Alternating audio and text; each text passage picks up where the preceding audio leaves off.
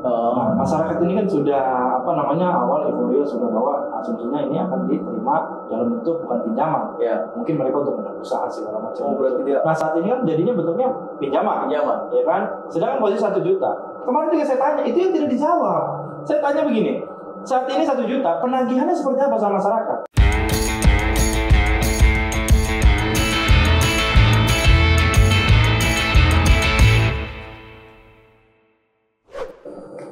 Assalamualaikum warahmatullahi wabarakatuh. Hari lagi di podcast Meja Redaksi Banten Raya.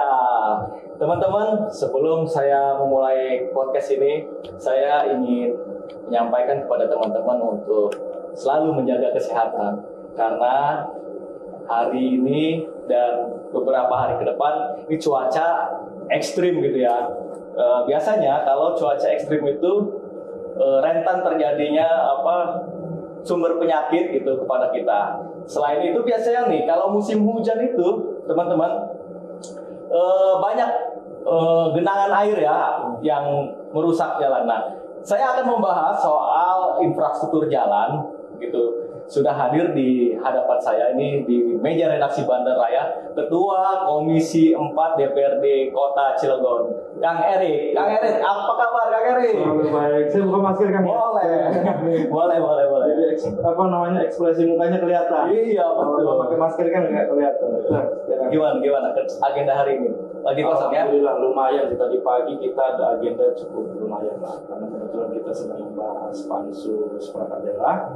Ada beberapa OPD nanti yang akan digugur dan akan digantikan. Itu tadi pagi setelah kita selesaikan sebentar karena memang gaji kita kan dari pengusaha. Iya. Tadi pagi kita tadi siang sebelum kita kesini ke kantor dulu di Lingkar Selatan, setelah itu seksi. Ya, saya kenal Kang Erik emang dari pengusaha. Pengusaha muda, masih muda teman-teman, tapi karirnya moncer ya, cepat sekali masuk ke dunia politik, gabung ke Partai Golkar, nyalon dewan langsung jadi. Sekarang menjabat Ketua Komisi 4 DPRD Kota Cilegon. Berarti membenahi infrastruktur ya? Pembangunan lebih kepada pembangunan. Ngomong-ngomong pembangunan dan infrastruktur, nah kemarin saya ingin memulai dari sini mungkin ya. Kemarin kan belum lama ini Pemkot Cilegon merotasi sejumlah pejabat. Ada satu pejabat yang mengisi di OPD Dinas PU ya gitu. Yang background pendidikannya mungkin hukum. Nah, saya tidak ingin membahasnya secara background pendidikan, tapi saya ingin kalau dari segi kemampuan kira-kira mampu nggak nih penggantinya itu ya? Maksudnya orang pejabat baru deh pilihan Pak Helmi Sanusi sebagai wali kota dari. Emang luar biasa pertanyaannya ini yang kadang-kadang kita buat dijawab terlalu kritis, terkesannya Golkar ini mengkritisi pemerintah. Dijawab standar juga terkesannya berbeda. Nah maksud kita begini, intinya kita pun seluruh anggota DPRD ini kan dekat dengan pemerintah Kota Cilegon. Ini kita anggota DPRD ada 3 tugas: legislatif, administrasi, budgeting, dan pengawasan kan? Ya, pengawasan ini yang kita jangan sampai lupa. Kadang kayak misalnya kemarin rotasi kepala dinas segala macam itu juga kan kita harus awasi. Bagaimana kinerjanya segala macam itu pun kita harus awasi. Nah oleh karena itu kemarin juga ada beberapa kawan-kawan kita ngobrol sharing dengan beberapa kawan-kawan anggota DPRD bahwa beberapa kepala dinas yang dirotasi ini terkesan penempatan yang kurang tepat.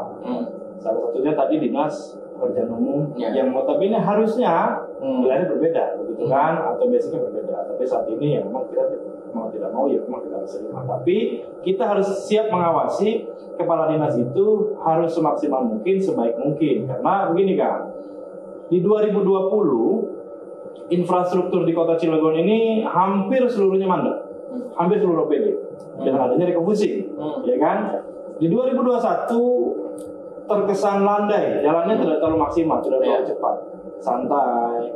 Bahkan kita pun dari Komisi 4 sempat berkomunikasi dengan beberapa OPD dengan alasan serapan anggaran di 2021 ini kurang maksimal, alasannya sistem, ya kan? SIPD, SIMDA segala macam itu kan punya terus. Simral. Iya. Nah maksud kita sebetulnya itu jangan menjadikan alasan. Ya. Karena kegiatan itu berjalan di 2021 di pertengahan tahun kalau tidak salah. Dengan adanya kepala dinas yang baru, harusnya lebih siap. Karena posisinya yang namanya dinas dia sudah berpuluh-puluh tahun, ya kan? Track recordnya, rekam jejaknya segala macam, pernah di dinas A, B, C, D segala macam. Harusnya dia bisa bisa beradaptasi dengan cepat, ya kan? Walaupun memang backgroundnya A, B, C, D. Tapi memang ke depan harus wali kota juga lebih selektif, menempatkan kepala dinas itu sesuai dengan bidang dan tupoksinya. Jangan sampai menilai seperti ini. Bukan berarti kita menjustifikasi bahwa kepala dinas ini tidak bisa, bukan. Tapi maksudnya lebih pas lah tempatnya, gitu menurut saya. Gitu. Iya. Bicara tadi kemampuan, kira-kira ini menjadi PR besar gitu ya, di mana pekerjaan rumah Pemkot Cilegon ini banyak juga, itu terutama meneruskan program JL. Betul. Ditambah lagi jalan-jalan lingkungan masih banyak yang perlu dibenahi. Betul. Satu lagi selain JLU yang sudah sering dikeluhkan masyarakat ya. Betul. Nah, tanggapannya Pak Erik di Komisi 4 seperti apa? Jadi begini, saya itu selalu bukan kritis, komentar paling pedas menurut saya. Karena begini ya, memang kan dibutuhkan kita itu berkomunikasi atau memberikan pendapat dengan lantang dan langsung ke titiknya itu kan perlu, ya kan? Nah makanya kita selalu menyuarakan bahwa kepada wali kota, karena sempat JLS ini akan diberikan kepada provinsi, dan alasan keuangan pemerintah daerah tidak kuat. Industri banyak yang dimanfaatkan. Kan di situ memanfaatkan jalan itu kan banyak. Alasannya Kabupaten Serang hanya berapa kilometer doang. Iya kan? Sisanya kan Kota Cilegon. Dari kilometer 1 sampai ujung begitu kan, sampai ujung Ciwandan. Itu pun lajur sini kan, sebelah kiri kalau dari PCI. Kanan kiri kalau di PCI, kalau kilometer 0 kan ada sebagian sebelah kiri dan sebelah kanan. Kabupaten Serang. Karena PCI-nya itu kan sebagian masuk ke Kabupaten Serang. Kabupaten Serang. Nah, dengan adanya JLS ini, otomatis infrastruktur yang ada atau kemacetan yang ada di wilayah kota ini kan udah terurai. Ya kan? Adanya JLU nih ke depan nih harusnya betul-betul dimanfaatkan dengan semaksimal mungkin, harus segera direalisasi. Agar apa? Yang saat ini JLS itu digunakan untuk kendaraan berat dalam hal industri, pasir segala macam itu kan banyak tuh di Jakarta Selatan. Adanya JLU mungkin untuk yang ke wilayah Merak untuk penyeberangan. Ini juga kan sedikit mengurai kemacetan. Akhirnya nanti jalan protokol ini tidak seperti sekarang macetnya. Sedangkan masyarakat kita juga harus paham. Ada jalan kota, ada jalan provinsi, ada jalan pusat, nasional.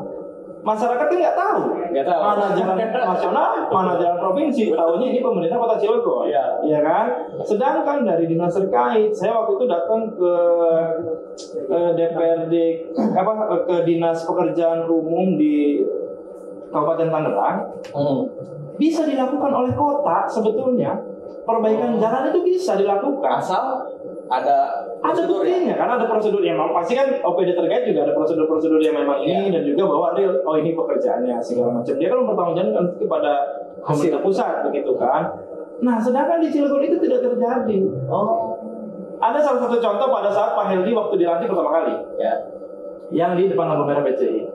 Sini, ya kan, yang sempat ditanamin pohon pisang kalau nggak salah. Begitu dilantik, SPU-nya dipanggil, besoknya sudah langsung bisa ditambah. Kenapa tidak bisa dilakukan saat ini? Ya kan, itu bisa dilakukan. Harusnya memang, maksud kita begini, OPD ini kalau memang, makanya saya waktu itu pernah statement di media bahwa OPD itu kalau misalnya memang nggak mau kerja, diganti atau mengundurkan diri, jangan diganti menurut saya. Karena apa? Harus sinkron dong. Wali kota punya program 3, baru, modern, bermartabat. Kita belum lihat barunya seperti apa. Infrastruktur masih seperti yang dulu, ya kan? Dan juga pengangguran masih seperti yang dulu. Modern seperti apa?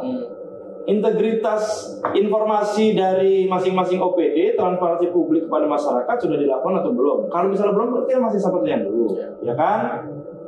Modern, baru, bermartabat. Bermartabatnya seperti apa? Ya kan? Nah makanya ini juga disinkronkan. Makanya kalau misalnya program wali kotanya seperti itu, OPD-OPD harus cari yang terbaik menurut kita, gitu loh.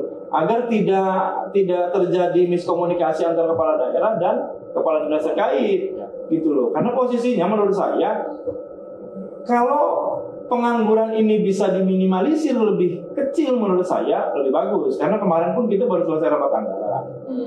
Saya pertanyakan, 520 saat ini yang sudah yang akan terrealisasi 520 orang untuk menerima beasiswa itu harus diarahkan dulu kemana? Karena saya berkomunikasi dengan teman-teman di DPRD kabupaten yang lain, itu mereka itu dikontrak oleh pemerintah Kota Cilegon. Jadi 520 nih, Kota Cilegon butuh dokter misalnya, butuh insinyur misalnya, butuh apa namanya untuk ini UMKM tuh misalnya, home industry segala macam. Nah mereka diarahkan ke situ. Jangan sampai nanti 520 orang yang akan terrealisasi di perubahan ini, perubahan kalau nggak salah 1.000 orang, totalnya nanti jadi 1.000. Saat ini kemarin hasil rapat 520. Nah maksud kita jangan sampai nanti mereka sembarangin semua dikuliahin dari SE, SAG segala macam dikuliahin. Akhirnya nanti begitu mereka lulus dia bingung mau mana. Akhirnya menyumbang lagi pengangguran. Walaupun pada saat itu disampaikan oleh Kepala Dinas Pendidikan yang lama bahwa katanya ini tidak harus menjadi pekerja, betul memang. Tapi apakah nanti sudah diarahkan, ya kan? Orang-orang yang lulusan dari universitas yang disekolahkan atau dibiayai oleh APBD ini sudah diarahkan tidak nantinya nih? Seperti apa arahnya? Kan begitu. Jangan sampai nanti begitu lulus mereka nganggur lagi, ini lagi segala macam. Akhirnya kan PR juga buat Kota Cilegon. Sedangkan saat ini kemarin saya hearing dengan Kadispora, Asda 1, pendidikan, kesehatan, bahwa saat ini perusahaan memberikan perhatian kepada pemuda itu sangat minim saat ini, bahkan tidak ada. Sedangkan di sebelumnya ada. Nah maksud kita apakah kurang komunikasi kepala daerahnya atau dinas terkait dengan industri, akhirnya perhatian perusahaan kepada pemuda ini minim atau bahkan tidak ada. Kemarin informasi seperti itu dari Asda 1. Nah makanya ini juga PR kita bersama sebetulnya anggota dewan untuk bagaimana caranya menjembatani antara masyarakat kita dan pemerintah. Makanya kenapa? Bukan berarti kita dari Partai Golkar mengkritisi tanpa alasan, karena alasan-alasan kita juga jelas. Jangan sampai nanti biasanya nih ya, ini harus saya sampaikan dulu. Kenapa? Ini kan nanti adanya di YouTube. Ya, pasti komentar-komentarnya sangat luar biasa. Jangan sampai nanti netizen itu salah persepsi bahwa kita mengkritisi karena memang berbicara beda partai segala macam itu, atau misalnya belum move segala macam. Bukan seperti itu. Kita kan memang antara legislatif dan eksekutif ini kan sama sejajar, ya kan? Tinggal kita bagaimana caranya kontrol tadi itu kita jalankan. Fungsinya dewan kan memang itu. Betul. Nah makanya jangan sampai nanti nih begitu saya nanti baca nih komentarnya, luar biasa. Pak Erik tendensius katanya. Padahal kan bicaranya berdasarkan data. Betul. Nah tadi ngomong-ngomong soal beasiswa, saya itu belum paham secara jelas gitu ya. Penganggarannya itu seperti apa sih? Karena kemarin kita juga ngobrol dengan Wakil Ketua DPRD Cilegon, Pak Hasbi. Jadi kurang pas kalau disebut beasiswa. Betul. Yang lebih tepat ya barangkali disebutnya adalah bantuan biaya kuliah untuk mahasiswa berprestasi atau mahasiswa kurang mampu, barangkali begitu. Karena kalau beasiswa itu kan setahu saya juga nih, itu kan ditanggung ya dari A sampai Z-nya. Betul, ya memang itu juga menjadi PR. Nah kalau Pemkot Cilegon ini, maaf saya potong, itu berapa nominal per siswanya? Kalau kemarin itu karena begini kan, ada beberapa kebijakan pemerintah yang memang kurang melibatkan anggota DPRD. Salah satunya tadi terkait beasiswa. Tapi kan harusnya ini dibahas di DPRD. Betul, memang harusnya dibahas di DPRD. Cuman kan ya kita sama-sama tahu kan ya kan bahwa mungkin kita ini kurang selektif atau kurang teliti dalam itu, karena kan ada beberapa anggota dewan juga yang tidak masuk di badan anggaran, ada juga yang masuk di badan anggaran. Kan masuk badan anggaran. Kebetulan saya masuk di badan anggaran. Jadi sedikit banyak APBD kita mengetahui lah, gitu kan. Nah, makanya terkait masalah beasiswa, kita juga waktu itu pernah kita tanyakan kepada Dinas Pendidikan. Cuman pada saat itu memang jawabnya masih kurang detail dan kurang teliti. Nah maksud kita apa? Ya tadi terkait masalah beasiswa, harusnya kan memang tiap tahun dianggarkan dong, atau bahkan tiap bulan dianggarkan dong. Ya kan dari sekian tahunnya, anggaplah 1 tahun nih anggarannya per bulan sekian untuk sekian murid begitu kan. Karena kan nggak mungkin juga kita gelondongan 1 tahun, setelah itu kita nanti ganti lagi orang lagi.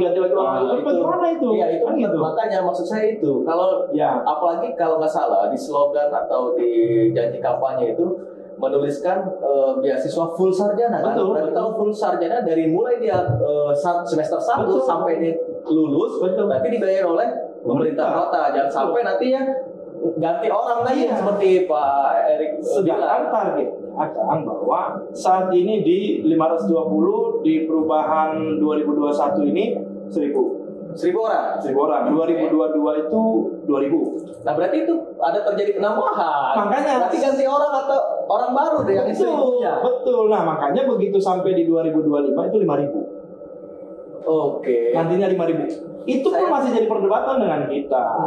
Gitu loh. Itu masih jadi perdebatan dengan kita. Bagaimana ini nih seperti apa sih sebetulnya? Kita suka menanyakan juga, ya dijawabnya kurang jelas. Apalagi saat ini juga kan kadis pendidikan kan diganti. Iya. Ya kan? Baru lagi ya kemarin ya. Nah makanya ini juga sebetulnya jadi persoalan begini kan. Jadi persoalan kenapa? Di saat kita membahas rapat dengan OPD terkait mitra komisi 4, kepala dinasnya masih yang lama. Ya. Begitu kita rapat anggaran, kepala dinasnya sudah berubah, baru. Jadi kan begitu, saya kemarin ada salah satu contoh yang saya tanyakan 520 itu. Iya kan, 520 beasiswa yang jawab kepala dinas yang lama. Iya kan?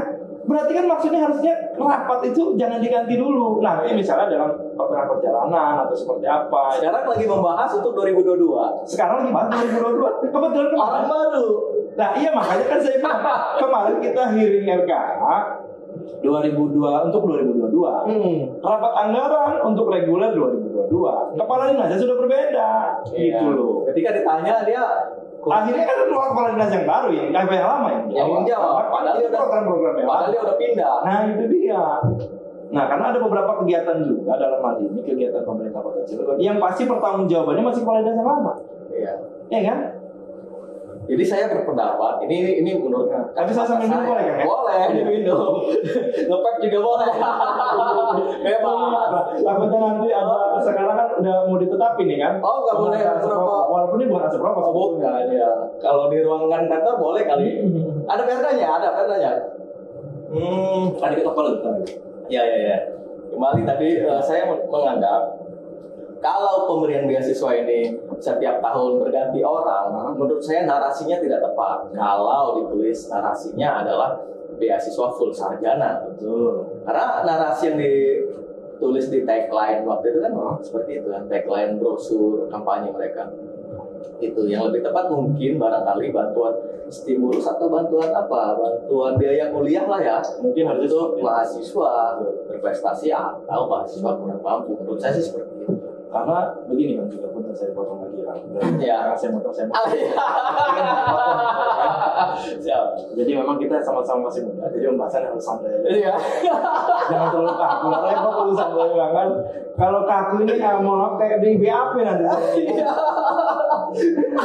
Siap. Lanjut Kak Erik. Kemarin juga kita sudah bahas beberapa kegiatan, beberapa kepentingan masyarakat dalam ini salah satunya KCS. Kartu Jagoan Sejahtera. Ya kan, kita juga berapa banget saya ngajarin KCS karena sejahtera mungkin. Amin. Kita udah sejahtera mungkin ya. Karena kenapa kan? Kalau saya orang Serang sih KTP-nya. Lanjut. Awal kan 25 juta. Ya kan? Per orang. Wow. Kartunya yang menerima kartu 25 juta. Untuk berapa lama? Selama masa jabatan, sama masa periode. Ya, sampai 2024 ya. Ya, saat ini kan bentuknya pinjaman. Nah, masyarakat ini kan sudah awal euforia sudah bahwa asumsinya ini akan diterima dalam bentuk bukan pinjaman. Ya. Mungkin mereka untuk berusaha segala macam. Berarti dia. Nah saat ini kan jadinya bentuknya pinjaman. Ya kan? Sedangkan posisi 1 juta. Kemarin juga saya tanya, itu yang tidak dijawab. Saya tanya begini, saat ini 1 juta, penagihannya seperti apa sama masyarakat? Iya. Karena begini, dulu zaman Pak Iman itu ada one district 1 billion. Itu bentuknya sama. Itu terjadi kendala dari 10 orang yang ngebayar paling 3-4 orang, 6 orang yang sedangkan ini kan uang negara harus dikembalikan dong. Ya kan? Itu juga jadi pertanyaan saya juga. Cuman nggak dijawab kemarin. Pakai agunan nggak tuh? Pakai agunan nggak? Katanya sih 0%. Cuman kan begini. Nggak agunan gitu maksudnya. Pakai nggak ada. Katanya informasi nggak ada ya. Nggak, non bunga ya, 0%. 0%. Nah, makanya maksud kita gini. Ini untuk sampai 1 juta, karena kan maksimal nanti berapa sampai 5 juta tuh boleh. Nah, di 5 jutanya ini seperti apa nanti nih? Itu juga tidak dijawab. Makanya saya bilang masih banyak rancu lah. Makanya nanti saya juga akan lebih spesifik lagi. Kemarin saya sudah minta kepada Ketua DPRD bahwa Pak Ketua, karena kebetulan kita di 2019 sudah melakukan monitoring pengawasan kepada OPD terkait, bahkan dari lurah dan camat. Kita sudah lakukan pengawasan itu kepada mereka. Karena di 2019 itu masih pakai SIP ya, misalnya ya, signal SIP desa lupa waktu 2019 kita awasi seluruh OPD-OPD itu agar semua kita kawal, agar bisa masuk semuanya ke sistem kegiatan-kegiatan mereka segera dilakukan. Karena apa? Saya tidak mau akhirnya terjadi di 2021, alasannya sistem. Saya tidak mau capaian kegiatan itu di reguler itu 21%, 27%. Kita pengennya itu di reguler itu 40 bahkan di 50%, ya kan? Atau maksimal bisa di 60%. Sisanya di perubahan itu di 40%-nya atau berapa persennya lagi, kan gitu kekurangannya. Agar kegiatan-kegiatan yang memang dilelangkan itu bisa segera dilakukan. Kalaupun terjadi lelang bisa dilelang ulang, ya kan? Tapi kalau di akhir tahun nggak bisa. Banyak sekarang di salah satu contoh di Dinas Pekerjaan Umum. Banyak kegiatan-kegiatan yang gagal lelang, akhirnya tidak bisa dilelangkan kembali. Karena apa? Waktunya sudah tidak mencukupi. Gitu loh. Makanya saya ingatkan kepada kepala dinas, jangan setengah-setengah. Gitu loh. Apalagi ya mohon maaf, kita bukan berbicara Serang Cilegon. Mayoritas kan kepala dinas kan banyak orang Serang, banyak orang dari luar. Mereka yang tidak merasakan langsung infrastruktur di Kota Cilegon. Sedangkan yang menjerit-jerit orang Cilegon. Kita anggota Dewan orang Cilegon setiap hari begitu kan, ditanya ke Dewan bagaimana, kayak Kakang tadi itu awalnya sudah bagaimana infrastruktur di Kota Cilegon begitu kan. Sedangkan kita selalu merasakan gitu. Gitu. Ya emang bingung ya masyarakat itu, jangankan ke pemerintah, ke personal aja, ke saudara. Betul. Yang namanya utang kadang-kadang kan. Karena utang kan nggak kenal saudara, nggak kenal siapa lagi dikasihnya pemerintah. Nah, usilah pemerintah mah. Betul. Kadang masyarakat nggak punya tanggung jawab. Betul. Kenapa sih nggak terbuka aja gitu? Sebenarnya sih ini bermain di narasi tadi, narasi yang kurang tepat tadi menurut saya. Kenapa nggak terbuka aja? Oh, ya sudah kemarin itu kita janjinya seperti ini. Cuman kayaknya nggak bisa terrealisasi. Makanya dibikin seperti ini programnya, konsepnya gitu. 1 juta itu udah dikucurkan di perubahan anggaran. Sudah kemarin kan ada beberapa yang di bukan seremon, apa ya namanya, beberapa orang sudah dilaunchingkan berapa orang doang kemarin juga. Berarti kan sudah simbolis. Ya, simbolis. Berarti kan ada beberapa orang yang akan menjadi. Ini OPD-nya OPD mana nih? Dinas Koperasi. Koperasi kalau salah kan koperasi.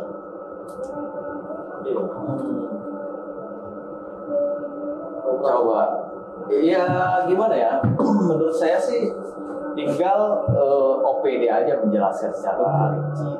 Atau kalau memang nggak memungkinkan janji kampanyenya itu dilaksanakan, tinggal digoreng supaya lebih matang gitu kan, enak diterima ke masyarakat. Karena begini, kan kemarin aja ada mahasiswa ya. Jakarta ya, ke pengadilan atau apa saya nggak paham deh. Itu kan mengadukan terkait masalah 15 atau 13 tenaga ahli, ya kan? Sedangkan anggaran di 2020 itu kan tidak ada. Karena kan anggaran 2021 itu kan kita mulai di 2020 dong. Anggaran 2021 kita mulai di 2020. Belum menjabat wali kota saat ini. Tapi begitu tengah perjalanan ternyata kondisi ini berubah untuk tenaga ahli. Nanti pergeseran kemarin. Iya, kayak salah satu contoh. Lagi ada satu lagi terkait masalah honor RT. Ya kan? Ya. Itu kan di 2020 itu kan tidak ada. Gitu. Di 2020 itu kan tidak ada, ya kan? Tapi muncul di 2021 perubahan. Honornya naik kan jadi 1 juta. Nah, sedangkan itu kan anggarannya belum disiapin. Itu juga sama gitu. Itu juga kan rame, yang dikasih katanya RT doang. Iya, makanya kan kita dari kawan-kawan yang lain mengusulkan perangkatnya bisa di sama-sama desa. Sebenarnya programnya menurut saya sih baik. Betul sangat baik. Hanya pada pelaksanaannya aja mungkin kurang matang pengkajiannya atau seperti apa gitu. Nah di 2022 ini apa yang menarik menurut Pak Edi? 2022 itu dari program-program wali kota dan wakil wali kota. Dari 10 program ini kan kita juga sama-sama pantau. Ya kan dari 10 program wali kota ini sama-sama kita pantau, sama-sama kita awasi agar bagaimana caranya 10 program wali kota ini terrealisasi. Tapi dengan waktu 3,5 tahun cukup tidak kira-kira 10 program wali kota. Iya. Kemarin pun kita dari Komisi 4 memberikan masukan kepada Dinas Kominfo. Kebetulan pada saat itu Kadisnya Pak Ajis. Oke, Kominfo ya? Iya, Kominfo. Pada saat itu Pak Ajis. Sekarang udah ganti. Kepala Dinas nggak ada. Nah, sedangkan 2021 itu kita ditegur sama mahasiswa. Harus ada transparansi publik, ya kan? APBD Kota Cilegon sekian, ya kan? Dibawa kemana saja, untuk apa saja, segala macam ini itu kan harus ada. Ya kan? Kemarin kita mengusulkan tuh kepada Pak Adis bahwa akan terrealisasi di 2022 Smart City. Smart City itu kan nggak hanya sekedar internet gratis segala macam. Intinya semua program dari pemerintah, dari industri semua terintegritas gitu kan. Jalan ada CCTV segala macam, pengawasan dari Dinas Perhubungan segala macam. Itu pun kita minta kepada Dinas Kominfo agar bisa menyediakan videotron atau apapun itu bentuknya di RTH karena saat ini kan Kota Cilegon sedang membuat 8 RTH di 8 kecamatan, di kelurahannya ada 43 nanti kan. Nah itu kan akan dibuat. Saat ini sudah ada beberapa RTH yang sudah dibuat, tinggal sisanya nanti sambil berjalan. Nah maksud kita harus disediakan di situ informasi kegiatan anggota DPRD, rapat dengan siapa saja, hearing dengan siapa saja, wali kota lagi ngapain aja segala macam, rapat dengan siapa ketahuan. Kepala dinas juga sama. Jadi di situ mereka semua masing-masing kantor itu nanti punya tim IT, ya kan, untuk memberikan informasi itu kepada RT yang ada, ya kan, agar masyarakat semua tahu. APBD Kecamatan Ciuber misalnya, APBD Kecamatan Ciuber, APBD Kota Cilegon sekian, untuk Kecamatan Ciuber, ya, Ciuber berapa begitu kan, untuk kelurahan ini berapa, kelurahan itu semua tertera di situ tertulis. Kalau misalnya saat ini kita menggunakan handphone, ya kan, menggunakan handphone paling hanya orang-orang yang mungkin handphonenya rada bagus, mungkin kuat buat melihat-lihat layar, macam berita mungkin kan. Tapi kalau masyarakat kita nggak bakal masuk kan, nggak semuanya bisa masuk. Di saat kita sambil santai ngegendong anaknya mungkin atau ngasih makan apa segala macam lah di situ kan di RTH. Melihat, APBD kita sekian, kecamatan Cilegon sekian, kelurahan ini sekian. Jadi mereka tahu. Jadi masuknya lebih pas menurut saya. Itu di videotron tadi kita sudah meminta kepada Dinas Kominfo. Anggarannya kalau salah cuma 1 miliar, beberapa miliar saya juga kemarin lupa. Titik-titik RTH-nya udah? Titik-titik RTH udah. Kan itu udah ada kan. Cuman titiknya belum ada semua. Ada beberapa yang sudah. Cuman maka nanti dari OPD terkait dalam hal ini kan Perkim nanti titik-titiknya di mana aja, kelurahan mana segala macam. Itu harus pembebasan lahan lagi nggak? Kalau untuk Kecamatan Ciuber saat ini sudah berjalan itu tidak ada pembebasan lahan. Karena Kecamatan Ciuber punya tanah bungkuk kan cukup lumayan luar biasa. Banyak ya. 2 sekian hektar ini ke Kecamatan Ciuber. Di mana? Di sebelah SMK 1. Dekat SMK 1. Iya. Kalitimbang ya maksudnya? Kalitimbang. Iya. Wilayah dapil ya. Dapil apa bos? Tapi memang posisinya begini kan. Kita bukan melihat dapil sebetulnya. Iya. Karena memang saat ini daripada kita manfaatkan lahan itu dengan sebaik-baiknya, daripada kita harus beli lahan, masih mending uang belinya kita buat bongkar. Maksudnya ini kebetulannya udah beres. Karena memang tinggal didorong doang kan. Sudah dilakukan dalam perbaikan dalam pembangunan. Nah, kita juga minta itu diadakan tuh videotron. Terus di setiap kelurahan, setiap kecamatan kalau bisa diadain tuh alat ukur udara segala macam, karena itu kan tanggung jawab industri. Ya kan? Agar masyarakat kita bisa sehat sebetulnya. Saya sudah sampaikan itu. Jadi tahu nih masyarakat kita, udara kita bagus, udara kita jelek. Mungkin dia ngadu kepada lurah, mungkin dia ngadu kepada camat. Pak camat, udaranya kurang bagus nih. Mereka nyampaikan kepada wali kota. Terutama Ciwandan Merak ya. Itu. Grogol. Tidak harus pakai APBD kalau menurut kita, tinggal pintarnya kepala daerah atau pintar-pintarnya yang lain. Kan CSR bisa dibelikan buat betul. Salah satu contoh kan, saya kemarin sudah mencoba berkomunikasi dengan beberapa lembaga kemasyarakatan. Ada 7 lembaga kemasyarakatan. Saya sudah berkomunikasi bahwa bagaimana caranya madrasah yang ada di Kecamatan Jember saja dulu, kata kita. Madrasah yang ada di Kecamatan Jember itu bisa kita perhatikan. Dengan apa? Perusahaan-perusahaan yang ada di Kecamatan Jember ini ada berapa nih? Perusahaan-perusahaan yang cukup besar, ya kan? Perusahaan-perusahaan yang cukup besar. Terus. Iya. Nah, perusahaan-perusahaan yang cukup besar di wilayah Kecamatan Jember itu harus dikomunikasikan agar bisa memberikan CSR yang real kepada madrasah. Karena saat ini ingat ya, kita hanya terfokus kepada pengangguran segala macam, tapi kita terfokus juga kepada madrasah. Jadi pembahasan sebetulnya menarik kalau menurut saya, karena saya selalu menggemborkan itu kepada masyarakat. Alhamdulillah kemarin sudah ada beberapa pengusaha yang siap akan menjadi orang tua asuh untuk madrasah, ya kan? Di mana itu? Di Cibubur, khususnya kalau Kalitimbang, baru Kalitimbang. Nanti rencana kita bisa di seluruh kelurahan, ada 6 kelurahan di wilayah Kecamatan Jember, itu bisa dikomunikasikan juga perusahaan-perusahaannya. Karena begini kan, saya kebetulan pengurus besar di Madrasah Ciberko. Saya mengetahui bagaimana sedihnya, bagaimana perihnya mereka mengajar di situ, kurang perhatian. Nah, kalau misalnya kita ini, yang mohon maaf kan, yang namanya orang usaha, namanya kita anggota dewan, kadang-kadang ada duit, kadang-kadang tidak. Tapi terkadang masyarakat kan kita nggak mau tahu, iya kan? Betul. Kalau pas kita ada, mungkin enak kasihnya. Tapi di saat kita nggak ada, bingung kita juga. Yang ada orang rumah teriak-teriak gitu kan. Sedangkan kan kalau perempuan berbeda hitung-hitungan dengan laki-laki, ya kan? Nah makanya kenapa itu menjadi PR saya waktu di 2020. Begitu kita ingin memperhatikan madrasah, begitu cukup lumayan tinggi, gaji 3 bulan kalau masalah waktu itu gaji, guru-guru madrasah. Saya berpikir gimana caranya ini? Oh iya, saya bilang kita punya perusahaan-perusahaan yang ada di sini. Kenapa tidak mereka dijadikan orang tua asuh, ya kan? Alhamdulillah, mereka sudah beberapa, ada yang welcome, ada yang siap. Itu juga memang bentuk kita bagaimana caranya untuk memperhatikan madrasahnya itu. Itu kan sebetulnya. Kemarin kita sudah omongin juga kepada teman-teman lembaga agar bisa berkomunikasi juga dengan kawan-kawan pengusaha yang lain.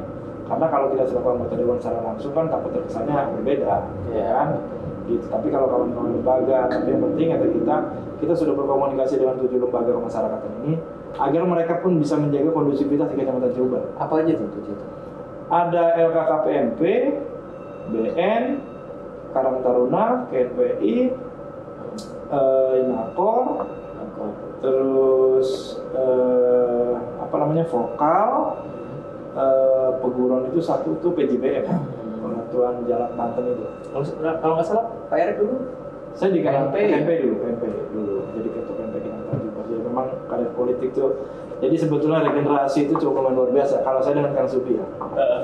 Kang Subi pada saat pertama kali menjadi anggota dewan, ya kan sebelumnya kan ketua KNP Kinantan juga. Turun regenerasi ke saya. Ya kan? Masuklah kita dua-duanya menjadi anggota dewan. Kita saling bagi wilayah tuh. Makanya di 2 periode 2014 sampai 2024 saat ini, Jember dua-duanya yang bisa masuk legislatif. Kang Subi dan saya sama-sama Golkar, baik. Sama-sama Golkar. Oh, iya. Karena kita mencoba pola untuk pembagian wilayah, kan? Untuk pembagian wilayah. Alhamdulillah itu terjadi dua-duanya. Begitu saat ini Kang Subi tidak menjadi ketua PK Kecamatan Jember Golkar, saya sekarang kan. Jadi regenerasi terus berjalan. Nah, termasuk runtutan-runtutan kita dalam organisasi di DPRD atau misalnya struktur DPRD. Kang Subi periode awal dia menjadi wakil ketua komisi kalau nggak salah, ketua komisi. Saya anggota, kebetulan Pak Isrol dulu masih wakil saya, Pak Hasbi dulu saya. Saya banyak belajar Kang dulu. Jadi bagaimana Kang, basic kita sebagai pengusaha. Ya kan, walaupun aktivis juga ibarat kata aktivis cuma sekedar lokalan doang. Yang memang saya baru pulang dari Bogor. Dulu kan saya sekolah di Bogor Kak. Sekolah dari SD kelas 6 SD. Saya dulu SD di SD Geraman 1 di sini di pedalaman ya sini ya. Oke. Begitu kelas 6 berantemlah sama orang Karanganyar kan. Biasalah namanya anak kecil kan. Dipindahin sama orang tua ke Bogor. Pondok pesantren di Asia. SMP di sana.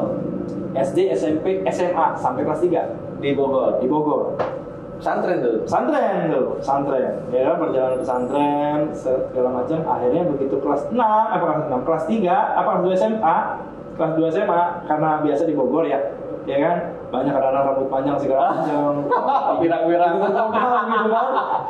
Akhirnya dipindahin lah ya kan ke Al-Mubarok Serang. Saya di Al-Mubarok sampai kelas 3 SMA sampai lulus. Setelah itu baru saya masuk Untirta di 2007. Saya Untirta. Nah, makanya begitu pas itu juga begitu ketua saya banyak belajar sama Kang Isro, Pak Hasbi, Bu Haji Uyun, sama teman-teman lah semua yang ada di Dewan, karena memang basic kita bukan sebagai aktivis yang memang tulen, ya kan saya banyak bagaimana sih cara Dewan kerjanya seperti apa, gini segala macam. Kita banyak tanya. Alhamdulillah dipercaya sama Partai Golkar menjadi wakil ketua, periode 2 tahun setelah menjabat anggota Dewan, jadi wakil ketua di Komisi 3, termasuk anggaran. Setelah itu saat ini masih alhamdulillah dipercaya menjadi ketua Komisi 4. Iya. Gitu. Nah, Kang Erik nih, dari tadi paparan dari awal ada beberapa masalah tuh ya, termasuknya penyiapan RTH, kemudian apa tadi pembinaan kepada madrasah, jalan rusak udah pasti itu ya, dan lain ini. Nah, di APBD pembahasan APBD 2022 nanti nih, Kang Erik siap mengawalnya. Sudah tugas Komisi 4 sebetulnya. Itu harus mengawal. Yang tadi saya bilang 2019 kita lakukan. Kepala dinas seluruhnya kita awasi, kita kawal, kita datangin, kita minta datanya. Kelurahan, kecamatan kita kawal juga, kita minta datanya. Mana kegiatan kelurahan, mana kegiatan kecamatan? Sudah masuk belum? Sudah. Mana yang menjadi skala prioritas yang akan dilakukan di reguler dulu? Kita komunikasikan seperti itu. Dan kita pun laporkan kepada pimpinan DPRD, Pak Ketua, ini data yang kita dapat dari OPD dan dari lurah dan camat ini. Tunggu nanti Pak Ketua sampaikan kepada wali kota. Gitu. Itu yang bisa kita lakukan di 2019. Karena kemarin mereka pusing sih banyak di 2020, 2021 kurang maksimal, makanya kita dilakukan. Balik ke obrolan awal tadi terkait Pak Heri Mardiana. Iya. Kira-kira PR terbesar PUPR di 2022 apa? Harus punya inovasi sebetulnya. Kepala dinas ini harus punya inovasi. Kita ini kota Cilegon sudah sangat maju, sudah cenderung luar biasa. Sangat pesat loh. Industri sudah banyak. Tapi jalan kita masih kecil. Oke. Berarti perlu pelebaran. Harusnya banyak pelebaran kalau menurut kita. Ini jalan kelurahan ya? Jalan kelurahan itu harus dilebar-lebarin. Salah satu contoh. Dari depan SMP 5, dari depan SMP 5? Dari depan Cibubur, Madrasah Al-Jautul Nabiyah itu. Oh, sini, oke. Kan? Yang ada jembatan tuh, jembatan layang sebelumnya. Sampai tembus ke sana ya? Iya. Kali timbang segala macam itu. Itu harus masih segitu-gitu aja. Sedangkan di situ akan boleh cek ke situ pagi-pagi, udah pasti macet. Ada SMP 5, LJ segala macam, itu kan banyak di situ. Iya, dari PCI terus ke Polsek tuh bagus, lebar ya. Begitu masuk situ sempit ya. Betul. Nah, itu kan harus nyampe ya. Bagaimana pemerintah harus jeli gitu loh. Ya kan? Coba kita lihat dulu lah mana yang lebih penting gitu kan. Jangan ini mas saat ini aja PU cuma 50 sekian plus, 50 sekian miliar anggarannya. Baru tahun ini baru di sekarang nih PU ini kecil nih. Cuma 56 apa 54 lah saya lupa kemarin. Alasannya kenapa bisa kecil? Ya banyaknya di Perkim larinya karena kan program wali kota ada di situ. Banyak kan jadi segala macam di Perkim di Perkim gitu. Nah, kayak misalnya ya makanya saya juga kemarin saya ngobrol, saya bilang harusnya cepat lah, karena kalau misalnya kita masih jalannya seperti ini, kita nggak bakal bisa berkembang perekonomian di kampungnya, nggak bakal cepat. Kayak betonisasi itu adalah program di tahun-tahun sebab di periode sebelumnya, ya kan? Saat ini sudah lumayan. Yang tadinya harga di Cikra itu tanah 50.000, 70.000, saat ini udah 500.000 kan? Iya kan? Berarti kan mengangkat pertumbuhan ekonomi di masyarakat sekitar. Apalagi kalau dilebarin. Ya. Betul. Nah, maksud kita harusnya fokusnya di situ aja dulu lah. Ya kan? Pasti kalau misalnya dilebarin pasti ada yang bikin ruko, punya modal sedikit-sedikit, karena pembebasan dia bikin rukonya segala macam. Karena ekonomi masyarakat situ pasti naik kan? 4 bulan lalu saya lewat sana. Saya kaget, ini zaman saya wartawan tahun 2006. Masih zaman almarhum Pak At ya. Saya wartawan lewat situ masih segitu-gitu aja, dan rumahnya masih ini aja. Maksudnya belum ada yang berubah gitu. Betul. Oh, ini nggak dilebarin. Padahal saya apresiasi yang lain dilebarin kan. Contoh di Tapling ya. Iya. Itu kan lebar tuh sekarang, dan beton juga. Memang banyak perubahan sih. banyak di beton juga. Nah, saya sih berharap juga menantikan ini nih gebrakan Pak Heldy Sanusi ini JL menuntaskan JL. Betul. Gitu. Ini JL ini kalau aksesnya selesai itu dampaknya sangat baik sama kayak JLS. JLS sekarang lihat, wah ekonomi itu bukan di situ, hotel ada di situ, perumahan ada di situ, termasuk meskipun ada prostitusinya juga ya, yang ini juga menjadi PR gitu. Tapi maksud saya ekonomi secara umum tumbuh.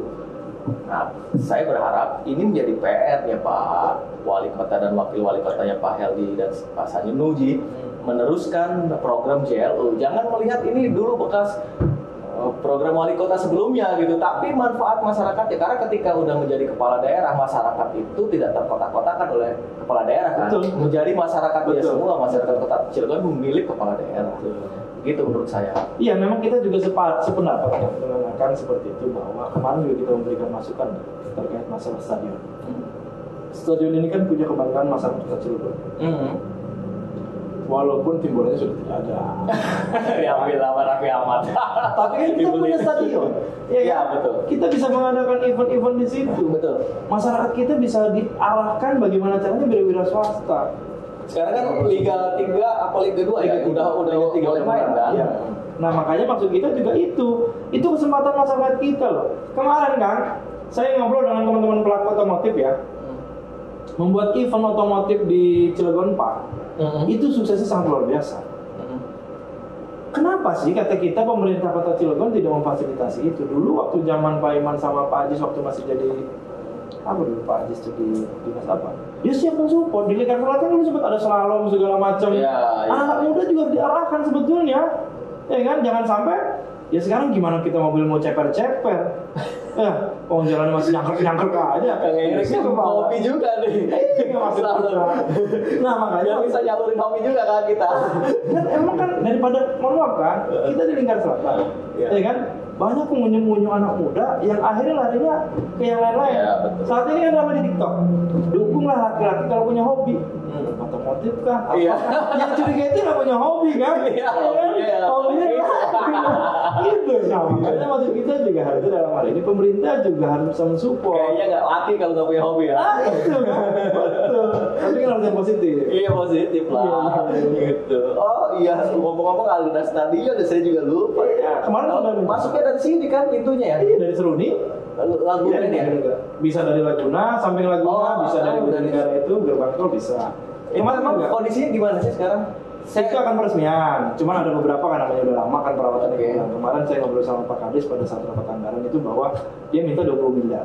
Di ACC di 10 miliar untuk renovasi beberapa titik-titik yang memang harus diperbaiki. Tapi sebenarnya udah jadi ya? Sudah. Ini hanya untuk renovasi? Iya, baru 80 atau berapa persen, saya lupa, ya kan?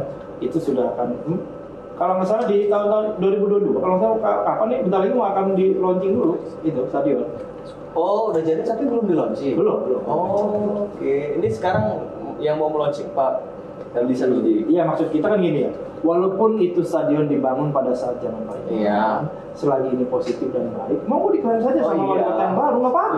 Iya, apa-apa. Salah satu contoh begini, JLU mungkin dalam tahapan waktu zamannya Pak Iman itu belum 100% sempurna, ya kan? Disempurnakan oleh zamannya Pak Heldy, nggak jadi soal. Kan pemimpin yang lama ini belum tentu semuanya baik. Apa semuanya jelek? Pasti ada yang baiknya dong. Nah, yang baiknya kita lakukan gitu, kita teruskan kayak JLU ini kan. Kalau bebasnya udah semua belum sih JLU? Belum ya. Beberapa titik JLU yang belum dibebaskan. Nah, kita minta untuk pembangunan infrastruktur dulu. Berapa meter dulu sambil pembebasan. Oh gitu. Konsepnya ya. Iya, maksud kita berapa? Nanti di situ kan bisa diarahkan. Misalnya oke di Ciwandan Setampil, Merak, Grogol itu untuk industri-industri yang padat modal. Di sini padat karya, misalnya JLU, ya kan? Jadi kesempatan ada satu atau dua padat karya di situ, selesai kayaknya masyarakat Cilegon. Kok kita rasa nggak banyak kok. Jadi yang udah terbebaskan udah aja garap dulu ya. Iya. Oke. Itu tapi kan memang harus diselesaikan juga yang beberapa titik-titik tinggal diberesin doang. Iya benar. Itu sebenarnya tinggal fokusnya kita aja mau serius atau tidak. Serius nggak nyalonnya? Semua pencalonan nggak ada yang kaget. Kok jadi ya gitu. Kalau saya memang ya ini juga sama lah betul. Kalau itu maksudnya banget. Udah Eka. Oke, terakhir nih closing statement nih dari sekian banyak tadi obrolan. Saya minta masukan dari Kang Erik sebagai Ketua Komisi 4 DPRD Kota Cilegon nanti 2022 dan seterusnya harus gimana di Kota Cilegon? Enggak. Ya kalau menurut saya Kota Cilegon harus lebih banyak berbenah ya. Berbenah dalam hal infrastruktur dan pengangguran. Kita harus konsen, apalagi saat ini kan Perda Pemuda ini kan akan diketok palu. Ya, cepatnya. Nah, ini juga kan bagaimana konsen untuk pemberdayaan pemuda juga banyak di situ. Ya. Kita harus banyak bisa berkomunikasi dengan industri-industri yang ada di Kota Cilegon. Ya kan? Jangan sampai nanti kita malah ditinggal. Alasan perusahaan itu kan tidak merekrut masyarakat Kota Cilegon, SDM. Ya. Sedangkan pemerintah Kota Cilegon tidak juga menyambut. Coba nih, kira-kira perusahaan ini butuhnya apa? Kita latih sebaik mungkin. Welder itu di Kota Cilegon dulu terbaik kan? Oh iya kan? Saat ini sekarang mana welder? Nggak ada ya? Dari Tegal atau dari mana itu? Dari sana kan? Kuningan atau dari mana itu kan? Itu welder lulusan atau dia setelah lulus welder ahlian lagi? Dulu latihan lagi? Iya dulu pemerintah Kota Cilegon ini, bukan pemerintah Kota Cilegon itu terkenal dengan weldernya. Karena mungkin perusahaan besar di sini, kan? Bagus ya? Iya, dulu kalau misalnya tender itu dengan perusahaan-perusahaan di wilayah luar Kota Cilegon, kalau dengan nama Cilegon udah pasti cepat tuh diterima tuh. Nah saat ini mana kan? Harusnya juga cepat deh kita nih cepat tanggap. Bagaimana caranya agar pemerintah ini bisa mengurangi kemiskinan dulu, mengurangi pengangguran saja, ya kan? Agar mereka ini betul-betul terbantukan gitu. Komunikasilah dengan para pengusaha-pengusaha yang ada di wilayah, karena kita ini perusahaan besar, diberikan kesempatan jangan sekedar CSR seperti apa sih? Nggak dikelola dengan baik. Nah maksud kita harus dikelola dengan sebaik-baiknya agar masyarakat kita ini betul-betul bisa merasakan yang katanya bayar pajak sekian, ya kan? Dia memberikan Anda mendapatkan nih apa sih kira-kira infrastruktur baik gitu kan. Nah makanya ini tugas kita. Saya sudah komunikasi juga dengan kawan-kawan Komisi 4 bahwa ke depan kita harus kawal, harus kontrol bagaimana caranya dinas terkait bisa maksimal dalam serapan anggaran. Salah satu contoh saat ini yang terjadi di Dinas PU banyak kegiatan-kegiatan yang terjadi gagal lelang, ya kan? Sudah ada kontraknya tapi tidak dilakukan. Nah ini juga harus kita kawal sebaik-baiknya, minimal mungkin tidak terjadi hal-hal bahkan gagal segala macam. Apa sih yang harus digagalin kan gitu tuh? Ya. Karena pasti juga penonton kan banyak tahun kan pemain pemerintah ya. Iya. Cukup dulu ya Pak Erik. Siap. Nanti kita ngobrol lagi ya. Oke teman-teman, itulah obrolan saya dengan Pak Erik, Ketua Komisi 4 DPRD Kota Cilegon. Lain waktu saya akan ngobrol lagi dengan Pak Erik nih, tapi mungkin dengan tema yang berbeda karena Pak Erik ini punya segudang prestasi, punya jabatan-jabatan lain di organisasi, kemudian juga di Ketua PK Partai Golkar Kecamatan Cibubur ya Pak ya? Kemarin saya diangkat jadi Ketua IKBAR, Ikatan. Apa itu IKBAR? Ikatan Alumni Al-Mubarak, Pondok Pesantren Al-Mubarak. Oh, saya kira ini Iqbal nama orang. Bukan ya? Oke. Mungkin cukup sekian dulu, nanti kita sambung lagi. Saya Rahmat Kurniawan undur diri. Wassalamualaikum warahmatullahi wabarakatuh.